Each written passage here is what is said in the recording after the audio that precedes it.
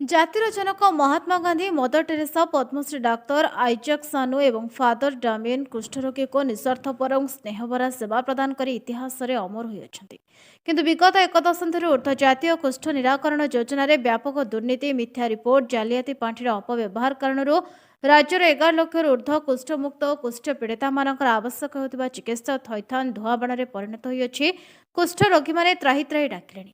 ଭାରତ ସରକାରଙ୍କର କେନ୍ଦ୍ରରେ କୁଷ୍ଠ ବିଭାଗ, ରାଜ୍ୟରେ ରାଜ୍ୟ କୁଷ୍ଠ ବିଭାଗ, ଜିଲ୍ଲାମାନଙ୍କରେ 31ଟି ଜିଲ୍ଲା କୁଷ୍ଠ କାର୍ଯ୍ୟାଳୟ କାର୍ଯ୍ୟ କରୁଛି। ମାତ୍ର ରାଜ୍ୟରେ ଥିବା 404 କୁଷ୍ଠକର୍ମୀ ପଦବୀର 359ଟି ଖାଲି ପଦବୀ ଏବଂ 184 ଭାରତ ସରକାର ମଞ୍ଜୁରୀପ୍ରାପ୍ତ କୁଷ୍ଠକର୍ମୀ ପଦବୀ ପୂରଣ କରାଯାଉ ନାହିଁ। ରାଜ୍ୟ ସରକାର 2006-2007 ମସିହାରେ ଓଡ଼ିଶାକୁ 5088 ନୂତନ କୁଷ୍ଠ ଚିହ୍ନଟ ଦର୍ଶାଇ କୁଷ୍ଠମୁକ୍ତ ଘୋଷଣା କରିଥିଲେ ମଧ୍ୟ ପରବର୍ତ୍ତୀ ସମୟରେ 2013-2014 ଠାରୁ 2019-2020 ପର୍ଯ୍ୟନ୍ତ ପ୍ରତ୍ୟେକ ବର୍ଷ 10,000 ଊର୍ଦ୍ଧ୍ୱ ନୂତନ କୁଷ୍ଠ ରୋଗୀ ଚିହ୍ନଟ ହୋଇଛନ୍ତି ଏବଂ ବର୍ତ୍ତମାନ ଏହି ଧାରା 5,000 ଊର୍ଦ୍ଧ୍ୱ ରହିଛି। ରାଜ୍ୟରେ ଥିବା ସମସ୍ତ ସରକାରୀ ଡାକ୍ତରଖାନାରେ ଜିପିଏମ୍ଆର୍ କ୍ଲିନିକ୍ କୁଷ୍ଠକର୍ମୀ ଅଭାବରୁ ଅଚଳ। ଏଣୁ ଶହ ଶହ କୁଷ୍ଠ ରୋଗୀଙ୍କ ଘା ପଚିସଢ଼ି ପୋକ ପଡ଼ି କ୍ୟାନ୍ସରରେ ପରିଣତ ହେଉଛି ଏବଂ ବାହାର ରାଜ୍ୟରେ ଗୋଡ଼ କଟାଯାଉଛି। ସ୍ୱାସ୍ଥ୍ୟ ସେବାରେ ସାମିଲ ସ୍ୱାସ୍ଥ୍ୟକର୍ମୀ କୁଷ୍ଠରୋଗୀଙ୍କୁ ଦେଖନ୍ତି ନାହିଁ, ଶୁଣନ୍ତି ନାହିଁ, ଛୁଅନ୍ତି ନାହିଁ। ଘା ଡ୍ରେସିଂ କରିବା ଦୂରର କଥା, ଆଶାକର୍ମୀମାନେ କୁଷ୍ଠ ଚିହ୍ନଟ କରୁଛନ୍ତି ବୋଲି ଦାବି କରାଯିବା ଯଥାର୍ଥ ନୁହେଁ। ପ୍ରତ୍ୟେକ ବର୍ଷ ରାଜ୍ୟ ସରକାରଙ୍କ ତରଫରୁ ଦରମା ବାବଦକୁ ବିଭିନ୍ନ ପ୍ରୋଗ୍ରାମ ଆଳରେ 30ରୁ 40 କୋଟି ଟଙ୍କା ବାଟମାରଣା କରାଯାଉଛି। ପ୍ରତ୍ୟେକ କୁଷ୍ଠ କଲୋନୀକୁ ଜଣେ ଡାକ୍ତର, ଜଣେ ପାରାମେଡିକାଲ ୱାର୍କର ଓ ଜଣେ ଡ୍ରେସର ପାଇ ପ୍ରତ୍ୟେକ ସପ୍ତାହରେ ଚିକିତ୍ସା ଓ ଘା ଡ୍ରେସିଂ କରୁଛନ୍ତି ବୋଲି ମିଥ୍ୟା ସତ୍ୟପାଠ ମାନ୍ୟବର ଉଚ୍ଚ ନ୍ୟାୟାଳୟରେ ଦାଖଲ କରାଯାଇଛି। ରାଜ୍ୟରେ 14 ଗୋଟି କୁଷ୍ଠ ଚିକିତ୍ସାଳୟ ଏବଂ 4 ଗୋଟି କୁଷ୍ଠାଶ୍ରମ ଭିତ୍ତିଭୂମି ଓ ମାନବ ସମ୍ବଳର ଅଭାବରୁ ଅଚଳ। ଜାତୀୟ ହିନ୍ଦ କୁଷ୍ଠ ନିବାରଣ ସଂଘ, ଯାହାର ସଭାପତି ସ୍ୱୟଂ ରାଜ୍ୟପାଳ, ଉପସଭାପତି ନିଜ ମୁଖ୍ୟମନ୍ତ୍ରୀ, 2011ରୁ କୌଣସି ବୈଠକଟିଏ ହୋଇନାହିଁ, ତାହା ମଧ୍ୟ ଅଚଳ।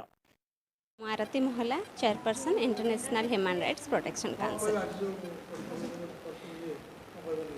এটা কোষ্ঠ ସଂଘ, ଓଡ଼ିଶାର କୋଷ୍ଠ ସଂଘ ଆଉ ଆନ୍ତର୍ଜାତୀୟ ମାନବ ଅଧିକାର ସୁରକ୍ଷା ପରିଷଦର ମିଳିତ ଆନୁକୂଲ୍ୟରେ ଏହି ପ୍ରେସ୍ ମିଟ୍ ଆଜି ଆରେଞ୍ଜ କରାଯାଇଛି। ଏଥିରେ ଓଡ଼ିଶାରେ 86ଟି କୋଷ୍ଠ କଲୋନୀ ଅଛି। 11 ଲକ୍ଷର ଲୋକ ରହୁଛନ୍ତି, ଯେଉଁମାନେ କୋଷ୍ଠ ରୋଗରୁ ପୀଡ଼ିତ ଭଲ ହେଲା ପରେ ମଧ୍ୟ ତାଙ୍କର ଯେତେ ଥଇଥାନ, ତାଙ୍କ ଟ୍ରିଟମେଣ୍ଟ ସେମାନେ ଏପର୍ଯ୍ୟନ୍ତ ନା ଜମି ପଟ୍ଟା ପାଇପାରୁଛନ୍ତି, କିଛି ତାଙ୍କର ଯେଉଁ ଫେସିଲିଟିଜ୍ ସରକାରଙ୍କ ତରଫରୁ ତାଙ୍କୁ ଏପର୍ଯ୍ୟନ୍ତ ମିଳିପାରି ନାହିଁ।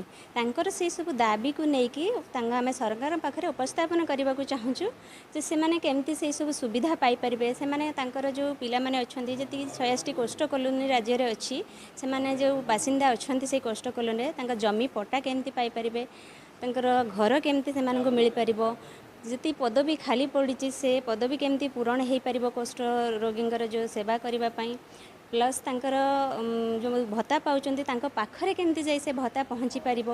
ମିନିମମ୍ 35 କିଲୋ ଚାଉଳ ଯେଉଁଟା ତାଙ୍କର ରହୁଛି ତାଙ୍କ ପରିବାର ପାଖରେ, ସେଇଟା କେମିତି ତାଙ୍କୁ ମିଳିପାରିବ, ତାଙ୍କ ପିଲାମାନେ କେମିତି ଶିକ୍ଷିତ ହୋଇପାରିବେ, ତାଙ୍କର ଥଇଥାନ କେମିତି ହୋଇପାରିବ, ତାଙ୍କର ଉଚ୍ଚଶିକ୍ଷା, ତାଙ୍କର ଯେଉଁ ରହୁଛି ତାଙ୍କର ନିଯୁକ୍ତି, ସେ ବିଷୟରେ ଏସବୁ ଦାବି ନେଇକି ପ୍ରେସ୍ ମିଟ୍ ଆରେଞ୍ଜ କରାଯାଇଥିଲା। ୟା ପୂର୍ବରୁ ମଧ୍ୟ ଆମେ ଗୋଟେ ଷ୍ଟ୍ରାଇକ୍ କରିଥିଲୁ ଲୋୟର ପ୍ରେମ୍ଜିରେ।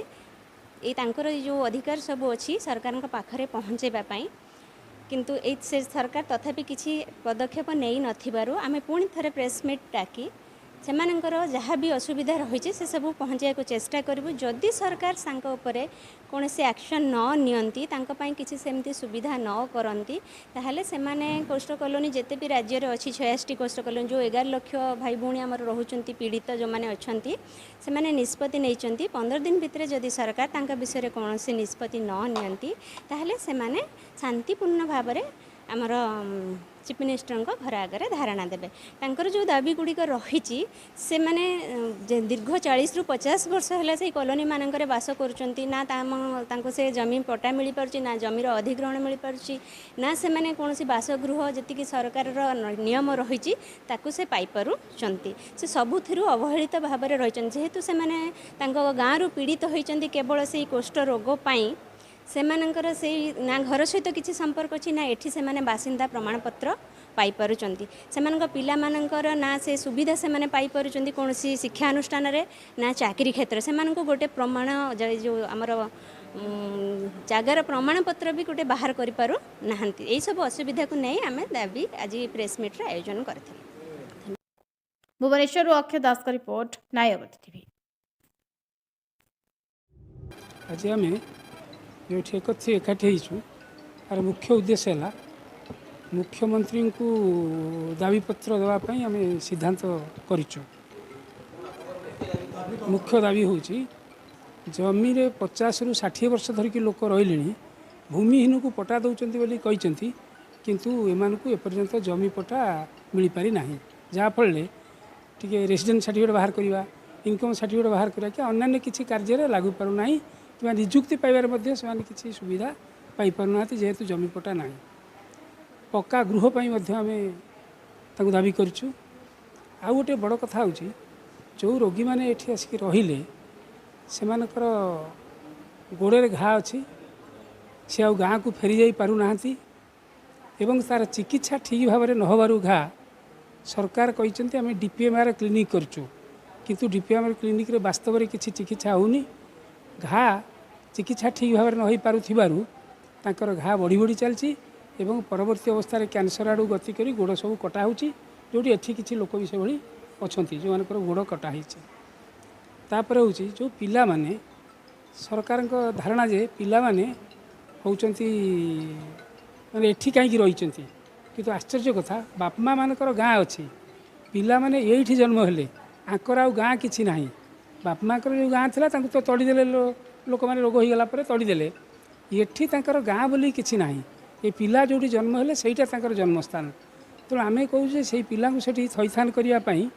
आपण तालीम पाई बहुत अच्छा माने लेप्रोसी तालीम पाई अच्छा थैथान करा जाऊ जो माने किछि तालीम पाई काम करुचंती तांको रेगुलार करा जाऊ नाही ये आमको जना जाऊ जेमिति सरकार अणदेखा करुचंती एटा हमर दुखर कथा। आउ जो चाउल आ भत्ता जो कहते 500 टंका आज्ञा गोटे रोगी 500-700 केवे चली पारिबो नाही जदि तुम भिक्षावृत्ति बंद करने सरकार चाहूँगी ताकू चलवाई ताकू दि जाऊ मैंने एभली भत्ता जो थे से चली पार परिवार को चली पार भिक्ष मागिया को जीव ना।